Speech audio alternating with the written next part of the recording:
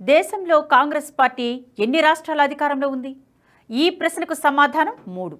కానీ ఆ సంఖ్య త్వరలో 2కు చేరే సూచనలు సుస్పష్టంగా కనిపిస్తున్నాయి.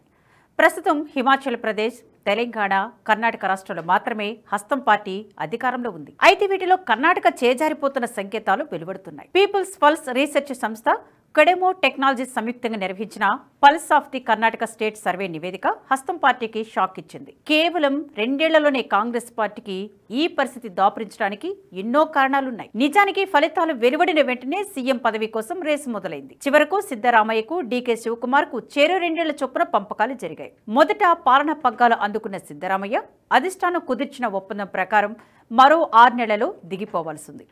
సరిగ్గా ఈ సమయంలోనే పీపుల్స్ పల్స్ సర్వే, కొడెమో టెక్నాలజీస్ హస్తం పార్టీకి షాకింగ్ న్యూస్ చెప్పాయి. హామీలు నెరవేర్చకపోవడం, సిద్ధరామయ్య, డీకే శివకుమార్ మధ్య అంతర్గత గొడవలు, MUDA scam, Valmiki corporation scam వంటి అవినీతి ఆరోపణలు, ధరల పెరుగుదల, పన్నులు, శాంతి భద్రతల సమస్యలు కాంగ్రెస్ పై అసంతృప్తికి కారణాలుగా తెలుస్తోంది. ఈ అసంతృప్తిని బీజేపీ ఉపయోగించుకొని అధికారంలోకి వచ్చే అవకాశాలు ఎక్కువగా ఉన్నాయని సర్వే తెలిపింది. 6 హామీలతో కర్ణాటకలో అధికారంలోకి వచ్చిన కాంగ్రెస్ వాటిని అమలు చేయడంలో నానా తిప్పలు పడుతుంది. ఆ పార్టీ జాతీయ అధ్యక్షుడు కర్ణాటకకు చెందిన మల్లికార్జున ఖర్గే అయితే సాధ్యం కాని హామీలు ఎందుకు ఇచ్చారంటూ ఆగ్రహం వ్యక్తం చేశారు కూడా. వీటికి తోడు పాలన వైఫల్యాలు కూడా హస్తం పార్టీని కర్ణాటకలో దెబ్బ కొట్టేలా కనిపిస్తున్నాయి. ఇక సర్వే గణాంకాలను ఓసారి పరిశీలిద్దాం. 10,481 శాంపిల్స్ తో ఏప్రిల్ 17 నుంచి మే 18 మధ్య నిర్వహించిన ఈ సర్వేలు హస్తం పార్టీకి జీర్ణం కాని ఎన్నో వాస్తవాలు వెలుగు చూశాయి. కర్ణాటకలో 224 అసెంబ్లీ స్థానాలు ఉండగా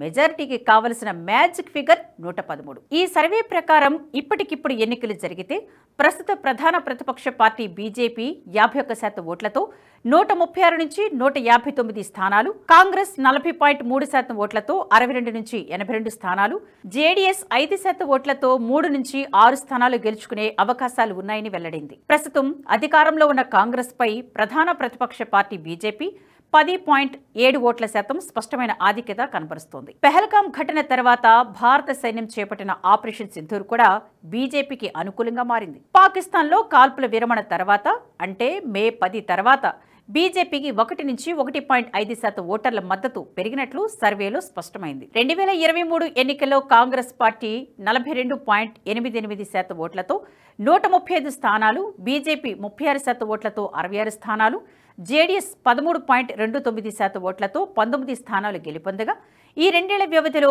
అధికార కాంగ్రెస్ పార్టీ తీవ్ర ప్రజా వ్యతిరేకతను ఎదుర్కొంటున్నట్లు ఈ సర్వేలో వెల్లడైంది. వచ్చే అసెంబ్లీ ఎన్నికల తర్వాత కర్ణాటకలో ఏ పార్టీ అధికారంలోకి వస్తుందని ప్రశ్నించినప్పుడు 55% మంది బీజేపీ, 39.1% మంది కాంగ్రెస్ అని, 3.6% మంది జేడీఎస్ అని, 2.3% మంది ఇతరులని సర్వేలో వెల్లడైంది. మహిళా ఓటర్లలో బీజేపీకి 48.4%, కాంగ్రెస్కు 44.6% మద్దతు లభిస్తుండటంతో కాంగ్రెస్ పై బీజేపీ మహిళా ఓటర్లలో 3.8% ఆధిపత్యం కనపరుస్తోంది. సిద్ధరామయ్య నేతృత్వంలోని కాంగ్రెస్ ప్రభుత్వం భారీగా మహిళా సంక్షేమ పథకాలు అమలు చేస్తున్నా ఆశించిన ఆదరణ పాలక పక్షానికి లభించడం లేదు. మహిళలకు ఉచిత బస్సు వంటి పథకాల నుంచి కూడా మద్దతు లభించలేదు.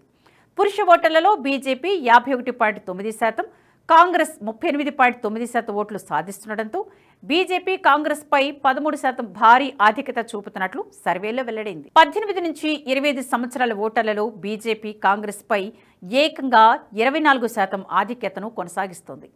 ఇతర వయసు ఓటర్లలో బీజేపీకి 48% నుండి 51% ఓట్లు లభిస్తుండగా కాంగ్రెస్కు 42 నుండి 44% ఓట్లు లభించవచ్చని పీపుల్స్ పల్స్ సర్వే సంకేతాలు వెల్లడిస్తున్నాయి. రాష్ట్రంలోని గ్రామీణ, పట్టణ ప్రాంతాలలో కూడా బీజేపీ స్పష్టమైన ఆధిక్యతలో ఉంది.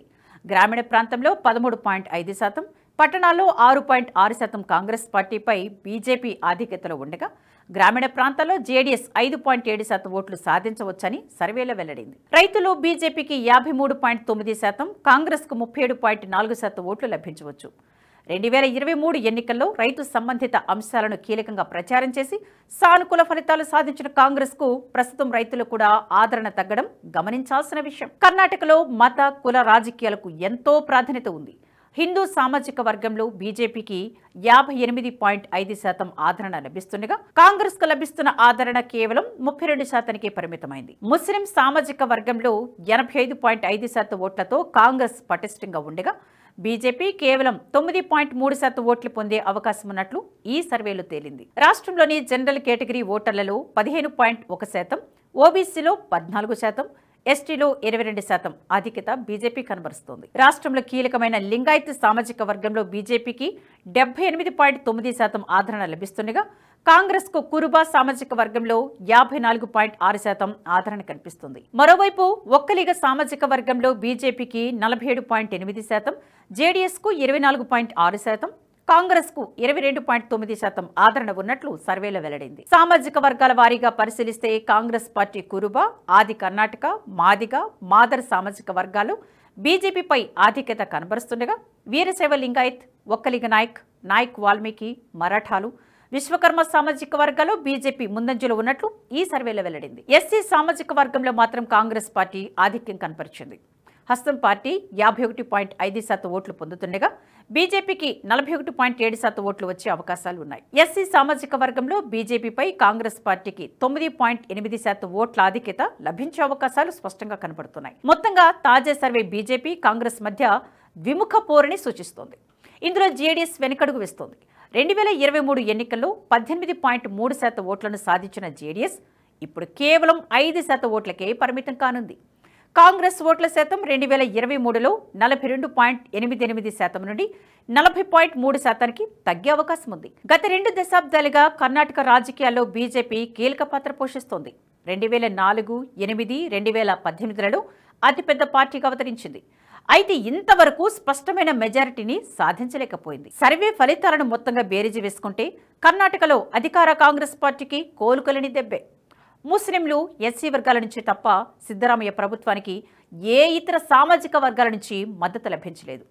కనీసం మహిళా సంక్షేమ పథకాల విషయంలోనూ కాంగ్రెస్కు ఆశించిన ఆదరణ లభించడం లేదు. ముఖ్యంగా పురుష, యువ ఓటర్లలో, రైతులు, హిందూ సామాజిక వర్గాల్లో బీజేపీకి స్పష్టమైన ఆధిక్యం కనిపిస్తోంది. గత 1985 నుండి కర్ణాటకలో ఏ అధికార పార్టీ కూడా తదుపరి ఎన్నికల్లో సొంతంగా సంపూర్ణ మెజారిటీ సాధించలేదని దాఖలాలు లేవు. దీనిని బట్టి చూస్తే ప్రస్తుత ట్రెండ్ కాంగ్రెస్కు ప్రతికూలంగా మారడం ఆ పార్టీ అధిష్టానానికి తీవ్ర ఆందోళన కలిగిస్తుంది.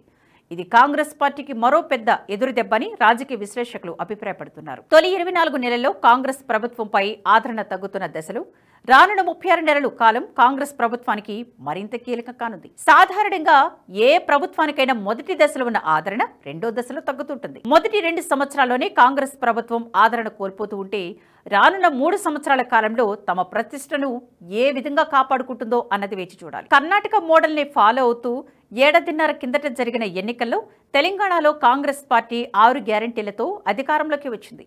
ఈ గ్యారంటీలను అమలు చేయడానికి నానా ఇబ్బందులు పడుతోంది. ప్రధానంగా రైతు రుణమాఫీపై విమర్శలు బాగా వచ్చాయి. దీనికి తోడు ఖజానా ఖాళీ కావడం, మంత్రివర్గం పూర్తి స్థాయిలో లేకపోవడం, కొన్ని పాలనా నిర్ణయాలు తెలంగాణ కాంగ్రెస్ ప్రభుత్వాన్ని వెనక్కి లాగుతున్నాయి. పైసా అప్పు పుట్టడం లేదంటూ స్వయంగా సీఎం రేవంత్ రెడ్డి చేసిన వ్యాఖ్యలు తెలంగాణలో కాంగ్రెస్ పార్టీ పాలన తీరుకు అద్దం పడుతున్నాయి. చూడబోతే ఇక్కడ హస్తం పార్టీకి రోజులు దగ్గర పడుతున్న సంకేతాలే గోచరిస్తున్నాయి.